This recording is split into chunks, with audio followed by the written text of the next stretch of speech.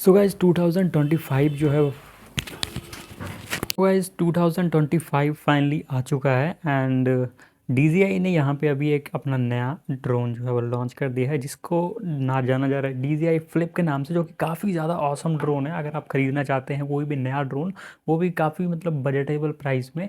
And आज की इस वीडियो में हम सारी कुछ डिस्कस करेंगे, प्राइस फीचर्स सब कुछ डिस्कस करेंगे। सो बन रही है इस वीडियो के एंड तक। इस ड्रोन को अगर कंपेयर करना चाहें आप तो कर सकते हैं DJI Neo के साथ, जो कि अभी कुछ दिन पहले ही लॉन्च हुआ था। दोनों का लुक अगर मैं जहाँ बताऊँ तो यहाँ पे आप स्क्रीन पे देख सकते हैं, sorry for the some background noise.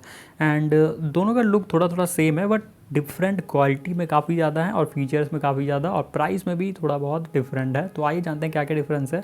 तो अगर DJI फ्लिप की बात करूँ मैं, तो DJI फ्लिप का जो वेट है 249 ग्राम का है। साइज़ जो है वो DJI Neo से बड़ा है एंड वेट भी ज़्यादा है Neo से, एंड साइज़ देखा जाए तो वो भी बड़ा है Neo से।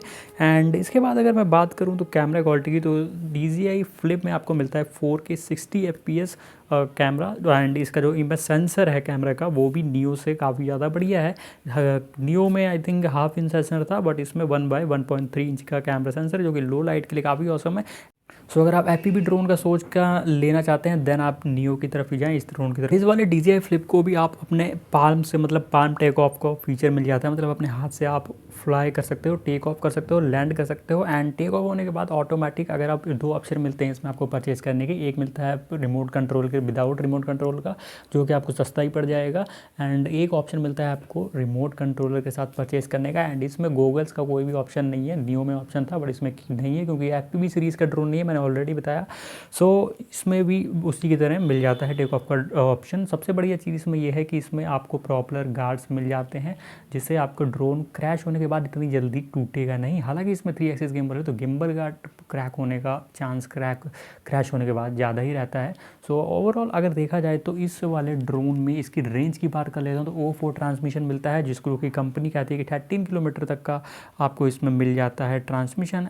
एंड अगर मैं बात करूं बैटरी बैकअप का, तो इसका वेट जो है 249 ग्राम है, तो उसके हिसाब से 31 मिनट थोड़ा कम है, बट फिर भी अगर देखा जाए तो सही है। 31 मिनट नॉर्मल कंडीशन में अगर आप फ्लाई करते हैं तो देगा बैटरी बैकअप, तो मतलब मान के चलेगी 25 मिनट तो आराम से बैकअप देगा ही देगा ये ड्रोन। एंड इसके बाद आपको जैसे कि मैंने बताया ट्रैकिंग ऑप्शन मिलते हैं, काफ़ी ज़्यादा ऑप्शन मिल जाते हैं इसके, asteroid mode, tracking mode. And front में इसके ऑब्स्टिकल अवॉइडेंस का इन्फ्रंट सिस्टम भी मिल जाता है, जिससे कि आपको लो लाइट में भी काफ़ी अच्छी तरीके से ब्रेकिंग सिस्टम मिलेगा। बाईपास सिस्टम इसमें कुछ भी नहीं है। एंड ओवरऑल अगर मैं बताऊं, क्योंकि आप सारे फीचर्स तो हर जगह से जान ही सकते हैं, एंड स्लो मोशन भी आपको इसमें मिलता है। रील मोड भी अलग से आपको 9:16 का भी ऑप्शन मिल जाता है इस ड्रोन में, तो काफ़ी अच्छी चीज़ है ये।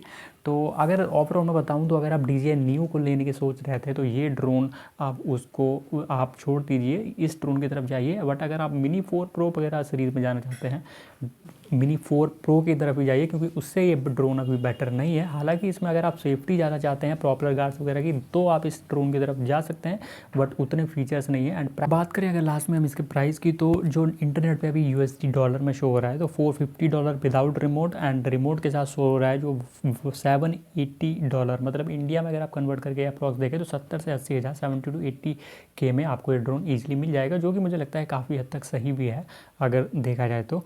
And overall good for bloggers, wedding use and सभी चीज़ों के लिए काफ़ी सही ड्रोन है।